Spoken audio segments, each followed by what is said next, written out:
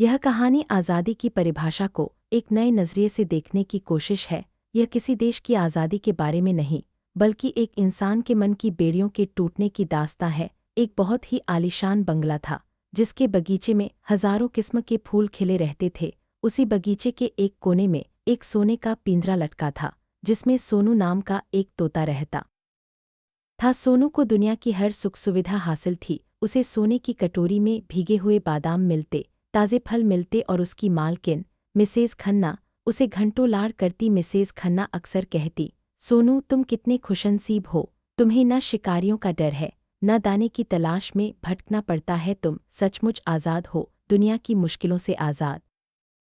सोनू उनकी बातें सुनता और चुपचाप अपनी गर्दन झुका लेता। क्या सुख सुविधाओं का नाम ही आज़ादी है। एक दोपहर जब बगीचे में सन्नाटा था, एक जंगली मैना पिंजरे के पास आकर बैठी। वह धूल में सनी थी, उसके पंख थोड़े बिखरे हुए थे, लेकिन उसकी आंखों में एक अजीब सी चमक थी। सोनू ने उसे देखते हुए कहा, बेचारी मैना, तुम कितनी थकी हुई लग रही हो, देखो तुम्हारे पंख हो गए हैं, तुम इस पिंजरे के अंदर क्यों नहीं आ जाती? यहाँ तुम्हें मेहनत नहीं करनी पड़ेगी। मैना खिलखिलाकर हंसी। उसने कहा, सोनू भाई, तुम इसे सुख कहते हो? आज मैं सुबह एक पुराने बरगद के पेड़ पर थी, फिर मैं पहाड़ों के झरने तक गई, और अब यहाँ हूँ। मेरे पंख धूल भरे जरूर हैं, पर इनमें पूरे आसमान की खुशबू है। सोनू ने उदास होकर कहा, पर यहाँ खतरा नहीं है, बाहर तो बाज घूमते हैं, शिकारी जाल बिछाते हैं। मैना ने गंभीरता से जवाब दिया, खतरे का सामना करना ही तो जीने का सबूत है। बिना उड़ने के पंख किस काम के, और बिना प्यास बुझाने की मेहनत के उस पानी का स्वाद क्या? मैना तो उड़ गई, पर सोनू के मन में एक तूफान छोड़ गई।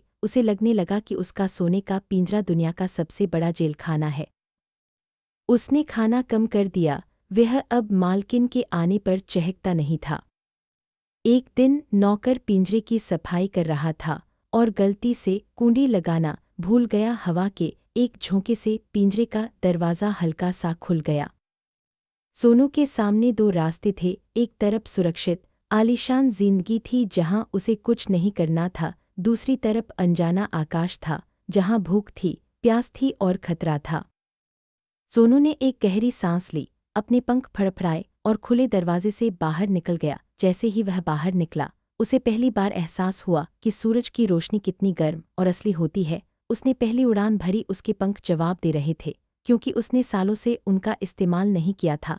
वह थककर एक आम के पेड़ पर जा बैठा। तभी एक बिल्ली की नज़र उस पर पड़ी। सोनू डरा, उसके दिल की धड़कनें तेज हो गईं। उसने अपनी पूरी ताकत झोंकी और ऊंची टहनी पर जा बैठा। उस पल उसे समझ आया कि डर के आगे जो जीत की खुशी है, वही आज़ादी है। शाम को उसे भूख लगी। उसने खुद मेहनत करके एक पका हुआ अमरूद ढूंढा। उस अमरूद का स्वाद उन सोने की कटोरी वाले बादामों से कहीं बेहतर था, क्योंकि वह उसकी अपनी मेहनत की कमाई थी। आज़ादी का मतलब सिर्फ सुख सुविधाएं पाना नहीं है। असली आज़ादी अपने फैसले खुद लेने, अपनी मेहनत का फल खाने और बिना किसी डर के अपने पंख फैलाने में है। सुरक्षित गुलामी से बेहतर संघर्षपूर्ण आज़ादी होती है। अगर आपको यह कहानी पसंद आई तो प्लीज़ लाइक, शेयर और सब्सक्राइब करें। Thank you.